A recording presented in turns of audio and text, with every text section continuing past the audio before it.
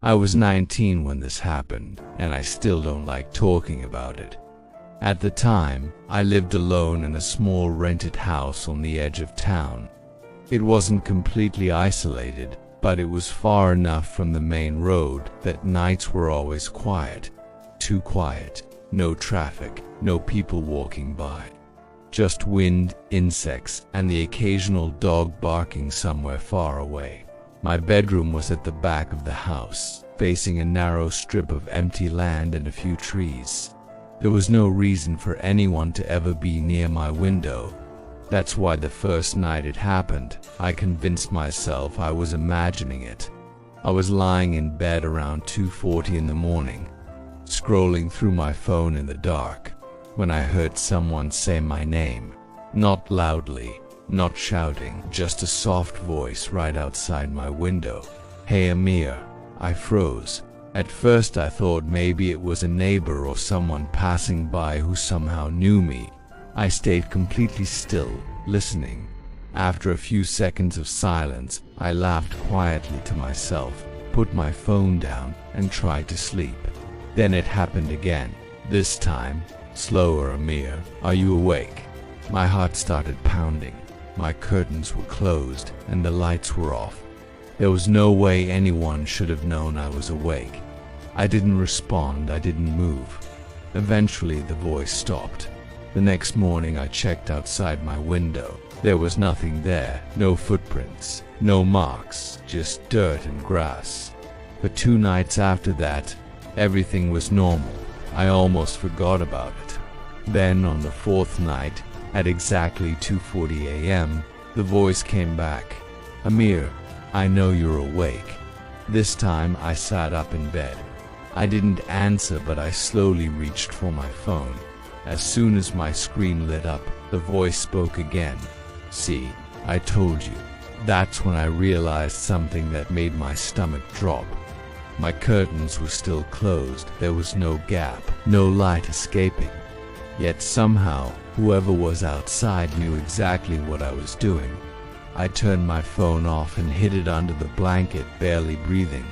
After a few seconds, the voice sighed, like it was disappointed. "You always stop when I talk," it said calmly. I didn't sleep at all that night. The next morning I found footprints directly beneath my window. They didn't lead anywhere, they just appeared and stopped. From that night on, the voice came every single night, always at 2:40 a.m. It never shouted, never sounded angry. It spoke like it had all the time in the world. Sometimes it commented on small things. "You changed your bedsheet today. You came home late. You locked the door twice tonight. I stopped using my bedroom light. I stopped making noise. I even slept on the floor once, hoping maybe it wouldn't know where I was." It always knew. One night I worked up the courage to whisper back, "Who are you?" There was a long pause. Then the voice said, almost amused, "You don't recognize me from this side." That sentence replayed in my head over and over. This side. A week later, the knocking started. Not on the door, on the glass. 3 slow taps. Knock, knock, knock. I pressed myself against the wall, staring at the window. The curtains didn't move. The knocking stopped, and the voice whispered something so quietly I almost didn't hear it. "Why won't you look at me?" That night I called the police. They came, checked the area, and told me there was no sign of anyone. No footprints, no disturbances. They suggested stress, sleep paralysis, or pranksters. But the next night, the voice was angrier. "You shouldn't bring other people into this." My blood ran cold. The final night happened 2 weeks later.